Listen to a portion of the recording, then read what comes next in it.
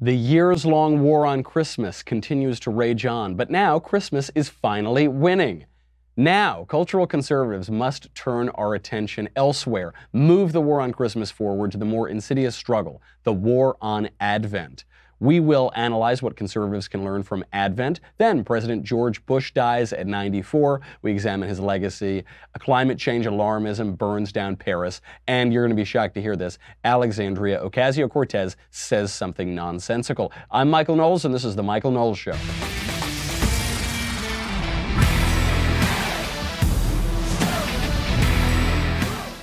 Oh, there's no place like home for the holidays. So nice to be back here in LA. And obviously the war on Christmas has been going on for a long time. Some deny it, many people deny it. We will show the evidence for it, but I want to move in a new direction. I want to move the war on Christmas forward. We're winning, we're making up ground. Christmas is winning, Santa Claus is on top of a tank, and there's a new place to go, which is Advent. The people not paying attention to Advent. Conservatives, Christians, religious, irreligious, everybody can learn a lot from Advent. So we'll get to that in a second. But first, let's make a little money, honey, with Candid Co. Candid. Listen, if you need to fix crooked teeth, crowding teeth, gaps between your teeth, you don't have a nice little smile, then you need Candid. Candid is helping people gain confidence through accessible and affordable orthodontic care. It makes the process of straightening your teeth convenient and easy by having the customer take the process into their own hands. Straighter and brighter teeth in an average of 6 months, and it costs 65% less than braces. Braces used to be really expensive. You know, it's such a, people notice your smile right away. If you don't have a great smile, it's so easy to fix it now and inexpensive. Do it. It makes a huge difference. Candid makes clear aligners. They're sent directly to your home. They are customized specifically for you to straighten your teeth. The aligners fix crooked teeth, crowding, protrusion, and gaps. The first step is to purchase their modeling kit, which will be sent to your home. You can take impressions of your teeth. I got mine. Love it. The modeling kit is $95. That's the retail price.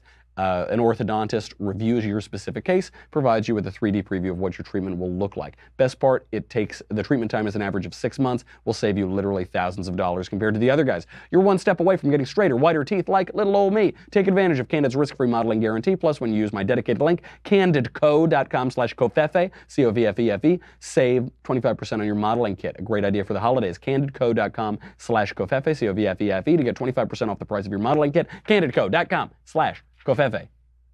Let's get to the war on Christmas. Obviously, some conservatives don't believe that there is a war on Christmas. It actually turns out the majority of Republicans, 56% of Republicans, do not believe this is a war on Christmas. I think largely this is from the fiscally conservative, socially liberal set. They don't want to get, oh, they say, I'm not one of these people. I just want to go and I'm a cool guy and I want to go to cocktail parties. I don't care about silly things like the war on Christmas. But there obviously is one. The evidence is all around. In 2005, Boston got rid of its Christmas tree. It officially changed the name of the Christmas tree to the holiday tree. What holiday is it for? Gosh, I don't know. What is it? Is it Arbor Day? Is it? I guess actually that is the one example it could be for Arbor Day. In 2005, Walmart got rid of Christmas from its marketing materials. Target, same thing. Best Buy in 2006 got rid of Christmas from their marketing materials. The classic example is Starbucks. Starbucks for years and years had little snowmen and snowflakes and Christmas trees and things on their cups. Then in 2015, they decided they were going to take out anything that even vaguely resembled Christmas paraphernalia, and it was just a red cup. And that's what this is all about. The war on Christmas is about this bland, tedious, taking the particular out of life. The thing that makes life enjoyable are the details, the particulars. That's why we like diversity. That's why we like talking to people who don't agree with us, maybe, or who see the world a little differently. That's why we like eating different kinds of food, watching different movies. We don't just watch the same thing day after day, reading different books. We like that diversity, and the diversity comes out in the particular. It seems to me what the war on Christmas people want, what the left wants broadly, is for us all to be exactly the same, look the same, dress the same, talk the same, just be gray, like that new meme going around, the NPC meme. It's the meme of the non-player character, and it makes out the left to be just like robots who have nothing differentiating them from everybody else. That is what this is about. It's about taking away the particularity of the season and the particularity of which holiday is being celebrated. We can say happy holidays, but which holiday are you talking about? You're not talking about Arbor Day. So they did this at Starbucks in 2015. there was both a backlash from some cultural conservatives and then people pretending that there was a much larger backlash to make fun of cultural conservatives. So the next year, it got even worse. It was a green cup, and it just had a mosaic of random people on it. Didn't have anything to do with New Year's, nothing to do with Hanukkah, nothing to do with Christmas, not even anything to do with Kwanzaa, which is a completely made-up holiday. It's a contrived atheist socialist holiday made up in the 1960s by a professor at Cal State Long Beach. It has nothing to do with, it has no tradition whatsoever. It's just a political fad that virtually nobody celebrates anymore. Didn't even have that. It was just a green cup with what ostensibly should have been the least offensive picture. Nobody could have any problem with it. Trouble is, it wasn't saying anything. It didn't celebrate any particular holiday. Then President Trump gets elected. He campaigns in part on the war on Christmas. He gets elected, and so, the Starbucks cup, you get a little bit more shades of Christmas in there. This year, oh man, I go in on November 1st, they're already blasting Christmas music wall to wall. They're already, they've got 4 different Christmas cups, a little holly in there, the big Christmas blend it's great. So Christmas is winning the war on Christmas, and that is a wonderful thing. I'm happy to hear it. But because we can never just be happy and take a win, we now have to look at the next problem. Look, I am happy. I am celebrating that we are winning the war on Christmas. President Trump, I don't want people to think that I'm not grateful for it. President Trump campaigned on this. People made fun of him for it. And it is true. Just anecdotally, you go to places now and you hear Merry Christmas more often. At the Christmas tree lighting at the White House, here is President Trump making this point in his typically subtle way. Merry Christmas, everybody. We just have to say it all together. Merry Christmas. It's great to be with you. And let's light the tree. First Lady will do the honors. We have to say this. We have to say it, just in case you missed it. So you remember during the Obama era, Barack Obama took Christmas out of the White House Christmas card. Just said happy holidays, have a good holiday, but there was no Christmas in there. This was a big break with tradition. Now, Democrat Rep Jim Cooper got the Trump White House Christmas card. He said it's the gaudiest Christmas card he's ever seen. It's gigantic, it's oversized, it's red, it's got gold all over it. Very, very Trumpy. It says Merry Christmas written right on top. I'm offended that I did not get one of these cards, but c'est la vie, these things happen. So in any case, they've got, the Christmas cards out there. Barack Obama, you'll remember, during his administration, started a fight with the Little Sisters of the Poor. He wanted to make a group of nuns pay for abortions. This was obviously a terrible thing. People shouldn't be forced to violate their conscience, especially nuns. And what did Donald Trump do? He comes into office. He invites a group of nuns in a full habit, just as Christian as they can possibly look, to come and sing at the Christmas tree lighting. Here they are.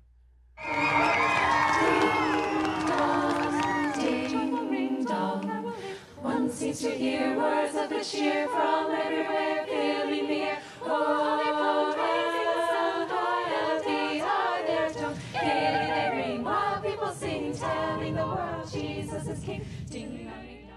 Just lovely. It turns out that group of nuns, they are very popular musicians. They've had Billboard and Amazon #1 recordings. They're pretty in #1 in classical.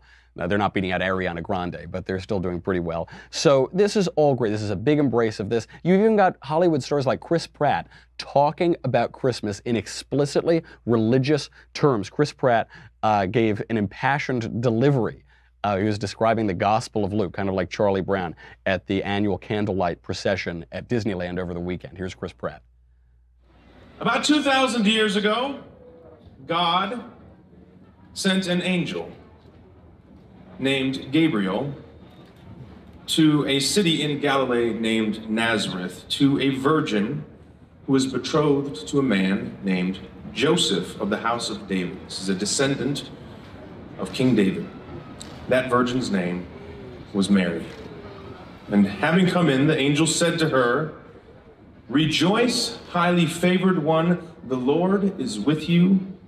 Blessed are you among women." And the Bible says, when she saw him, she was troubled at his saying and considered what manner of greeting this was. That seems confusing to me, so I'll just paraphrase. She was kind of scared because an angel just fell from the ceiling.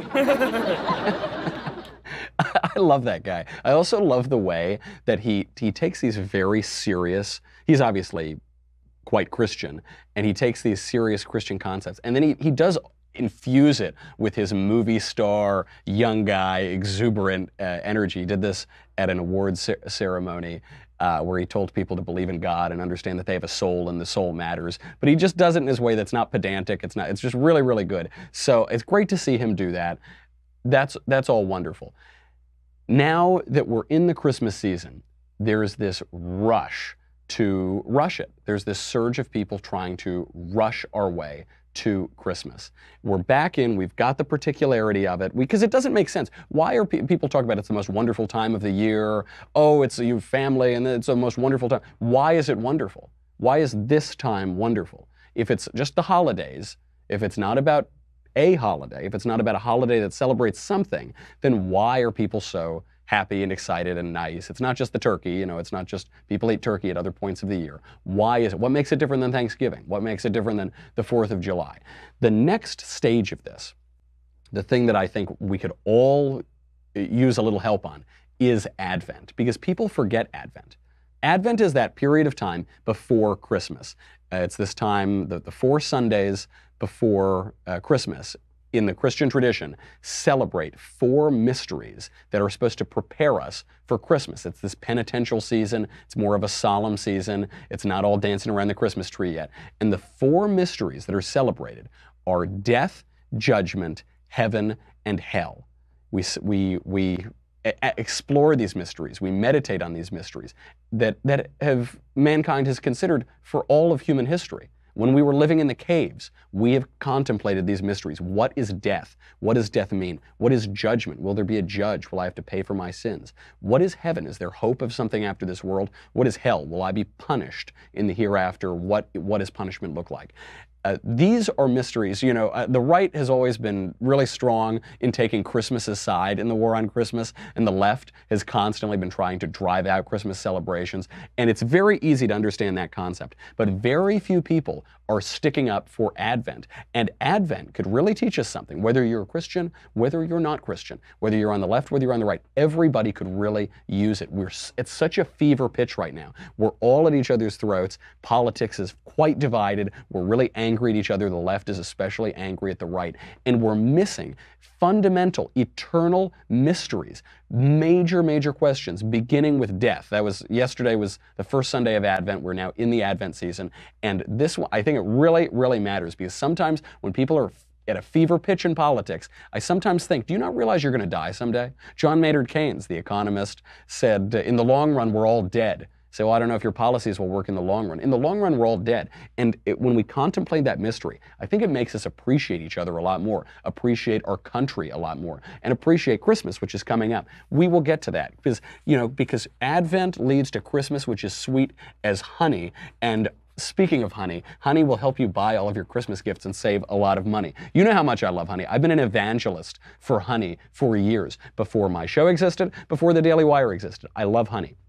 Honey is the way to always get the lowest price on the internet, especially important when you're buying your gifts. Hanukkah just started. I think it's the second night of Hanukkah tonight. Christmas is coming up. You're going to need to get your gifts. Honey is a free shopping tool that automatically saves you money by searching the internet for the best promo codes whenever you shop online. That means you get the best deals without even trying on your favorite sites like Amazon, eBay, J.Crew, Walmart, Sephora, Expedia, and more. In fact, Honey has already saved its 10 million members an average of $28.61. I couldn't tell you the last time I used Honey, because I only use Honey. I exclusively use Honey. I've been buying people Christmas presents online. I've been buying people, anything, jewelry, books, clothing, everything. I use it all the time. I've saved a ton of money. And especially for Christmas season, it saves me hundreds of dollars, if not more, buying gifts for my family. Honey has over 10 million members. It has over 100,000 plus 5-star reviews on the Google Chrome store. Right now, it is so easy to add. Add Honey to your browser, especially during the holiday season.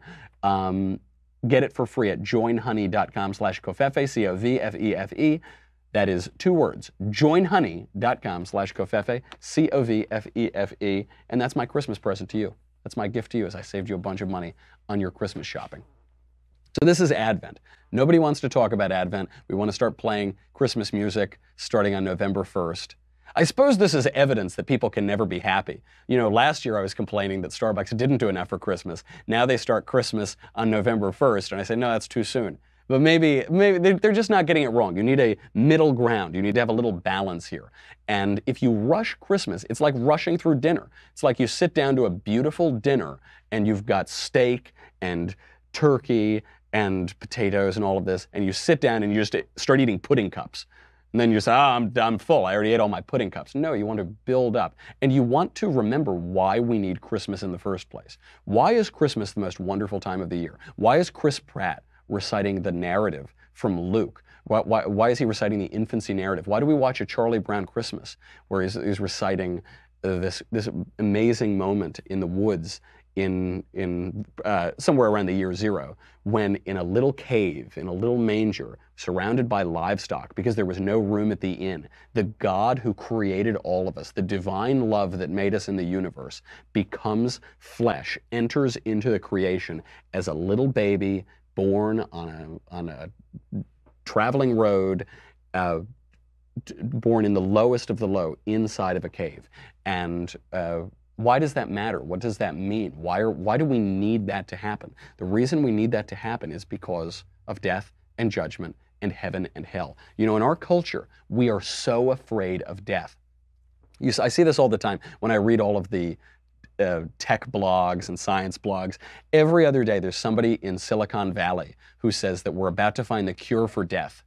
Oh, we're so close to the cure for death. All those people who lived before us, they sure missed out because now they're dead, but we're going to live forever. And this reminds me of every foolish ruler for all of history, every pharaoh, every guy who was certain he was going to find the elixir of life and he would live forever. And we make fun of these people because we know death is a fact of life. I don't know that we would want to live forever in this world. I don't think I would, in this world of decay and corruption. I don't want to live forever in this world, but we will die. But now, the cosmetics industry has exploded. People spend ever more money on products, on surgeries, on Botox, on plastic surgery, on whatever, to make it look as though they are not aging, to try to pretend that we're not going to die.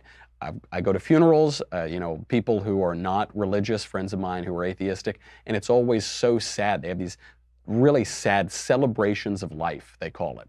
And I guess it's nice, you like the person, you want to send them off, but you don't know what you're celebrating because in those moments, people don't understand what death is. They don't know, is there a heaven, is there a hell, where is this going, what does it mean, is life some random chance? The left has convinced us that there is no meaning to life, that there is just life is a random cosmic accident, it's a tale told by an idiot, full of sound and fury, signifying nothing. And so when we die, it's just a pure tragedy. There's no comedy to it, there's no hope. What is it? Obviously, religious people say, some religious people say that there is life after death, that death isn't the end, but death does have a meaning. They have different explanations. Why did death come into the world? Why do we have to die? Why are we in a creation such that we have to die? What is the biblical answer is because man is free. Man has free will, man sinned, and so because man sinned, sin and death entered into the world, and corruption and decay, and that's why. So there's death. The second mystery is judgment. Why? We're in this world where we say, don't judge. Don't be so judgy. Don't yuck my yum, man. Why are you being so judgy? There's no right or wrong. It's just like, it's whatever it is. This throwing off ideas of judgment has come back on us, where now our entire ethical discourse basically amounts to, if it feels good, do it.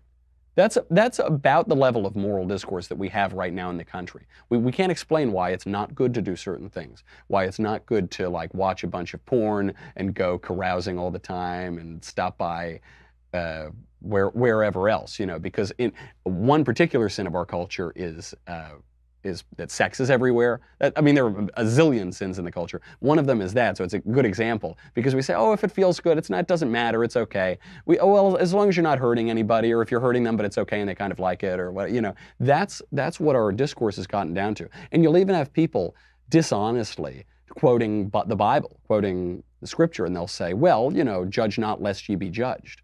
Correct, I'm not judging a person, I'm not going to condemn a person, but we must make moral judgments. It's the only way that we can live. The only way that we can get out of bed in the morning is to make a judgment. Say, should I get out of bed or should I stay in bed all day and sleep? You go down to your kitchen and you make a judgment. You say, do I eat Cheerios or do I eat bacon and eggs? I never eat Cheerios. I only eat bacon and eggs because I'm an adult. But, some people have these judgments. They have to, do I smoke 3 cigars tonight or 17 cigars tonight? What am I going to do? These are all judgments. But we don't want to have those judgments. And I think it's in part because we have the sense of sin. Mankind has always had the sense of sin. Everybody sins constantly. We're always making terrible decisions. But that's why we need a corrective. That's why we need Christmas. That's why we need to at least atone. That's why we need to accept a moral standard. But because we don't accept any of these things now, we have the sense of sin and we're so anxious. We so don't want to be judged for it that we're trying to abdicate all of our moral reasoning. Maybe the second weekend in Advent could do a little something, even for conservatives who have that kind of thought. Then there's heaven. What is heaven? Is there hope? After death, if there's judgment, is there a hope of something beyond this world? The theological virtues are faith, hope, and charity. Without hope, we have nothing. When Dante enters into hell in the poem, The Divine Comedy, on top of hell it says, "Abandon all hope, ye who enter." We have a spate of despair in America. We have suicides way on the rise. Among teenagers, it's up 70%. Among the whole culture, it's very high, especially middle-aged men, middle-aged white men in particular, killing themselves in spades. A ton of people taking antidepressant drugs. That number is way, way up. And now for the second year in a row, for the first time in half of a century, the average life expectancy is decreasing because of despair. What does that have to do with heaven? We'll get to that in 1 second. But first, before you die, before you get to heaven, before the judgment, you need to take care of your health. Not in a vain way, but because you want to live your life to the fullest. And that can feel overwhelming. That is why I love Omax 3, ultra pure supplements. Omax 3 is the purest way to get them. It's ultra pure, it's natural, it's not going to completely mess with your body, it's not some wacky chemical that's trying to do it is pure and it's good for your health. Try Omax.com/Covfefe. Go there right now today and get a box of Omax Ultra Pure for free with your first purchase. That is tryomax.com/Covfefe, C-O-V-F-E-F-E. You will get a free box of Omax 3 with your first purchase. This is the purest option. It contains nearly 94% high-quality omega-3s. You will not get fish burps. That is a kind of a depressing thing when you have fish burps. Don't do it. Many omega-3s on the market. This is the purest, most concentrated one. It has various health benefits. It alleviates joint pain, inflammation, and muscle soreness. And for the time that you got on this world, it will make you feel a little better. It can help memory, cardiovascular health, brain health. Do it. Omax 3 has sold over 500,000 boxes of Ultra Pure due to its cult-like following. It comes with a 60-day money-back guarantee. You'll have plenty of time to try it and really feel the Omax difference. Go to tryomax.com/Covfefe, C-O-V-F-E-F-E, today. Get a box of Omax 3 Ultra Pure for free with your first purchase. Tryomax.com/Covfefe, free box of Omax 3 with your first purchase. How many times do I need to tell you that? Right now, go tryomax.com/Covfefe. Terms and conditions apply. They always do. Heaven. Is there any hope? I see people despairing, and I know there are mental health problems people have, but mental health problems doesn't explain the surge in suicides. It doesn't explain the reason why average life expectancy for the second year in a row, for the first time in 50 years in America, has actually decreased in the wealthiest, most prosperous, most free, most equitable country in the world. People are not living as long, is because of suicide and drug addiction, drug overdoses. Why are people killing themselves with drugs and other means? It's because they are despairing. Despair means without hope. It is the absence of hope. Sperare is to hope, and it's the absence of that. But what are we hoping for? Well, there's various things. I am hoping, one thing that kind of keeps me going is once I finish this show, I'm going to go up and smoke a stogie because we've got the Backstage Holiday Edition coming up. That's one thing. Maybe tonight I'll get to go see Sweet Little Elisa. That's a hope. I've got to hope that, that the show gets really big. I've got to hope that I'll get to go to some more colleges and give more talks. I've got all of these various hopes. I have plenty of hopes. But what are my ultimate hopes? It has to transcend the physical world because ultimately I'm going to die. No one here gets out alive. Maybe one guy. I know one guy who did, and he's about to be born in a few weeks. But other than that, it's very difficult once you're in the ground, you're going to stay there for a long period of time. So what is that ultimate hope? Is there somewhere that I can go? Does my soul live on? What is my soul? Is my soul physical, or is it metaphysical? Is it spiritual? What is that?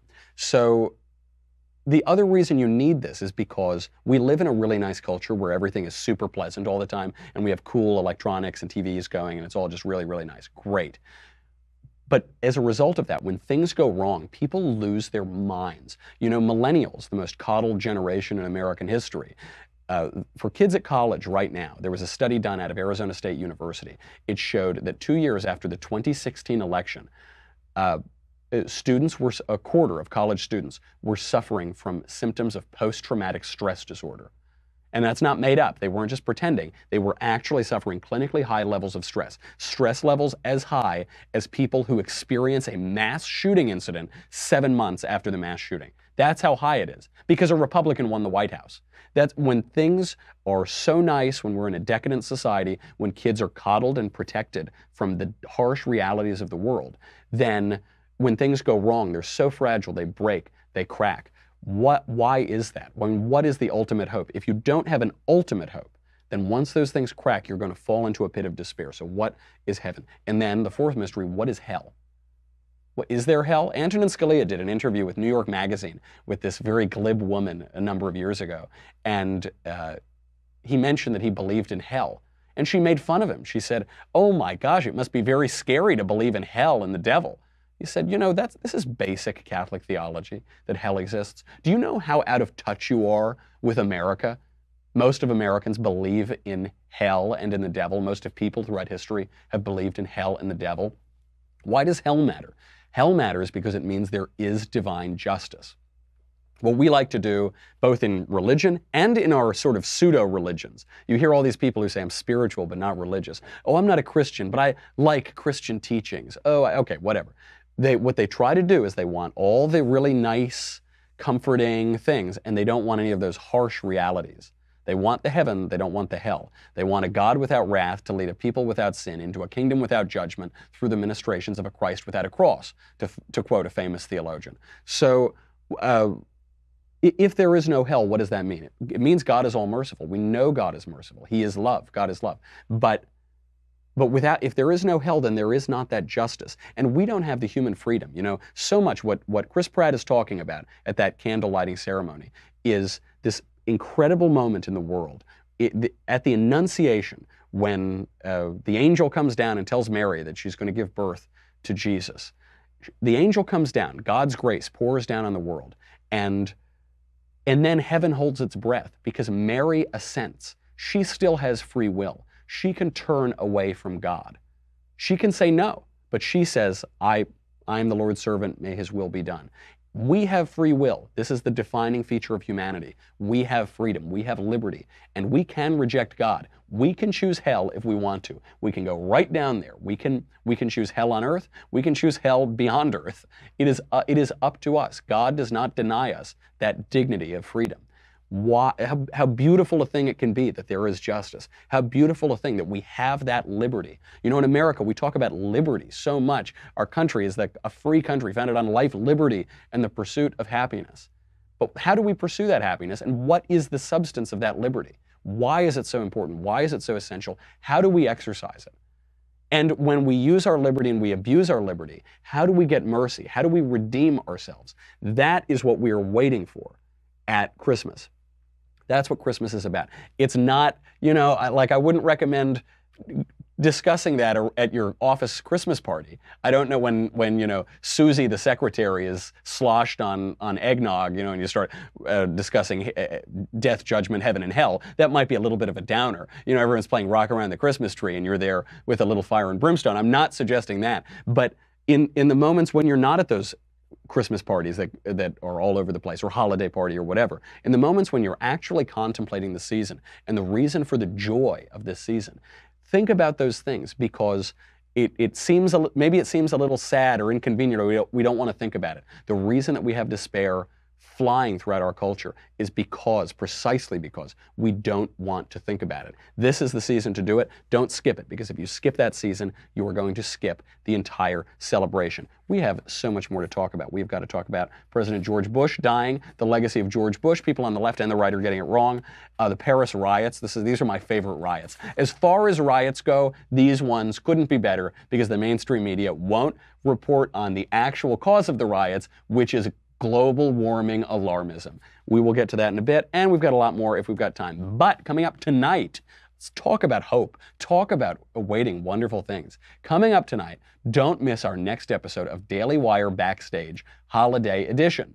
And but I have to defend the word holiday here because it actually isn't Christmas yet.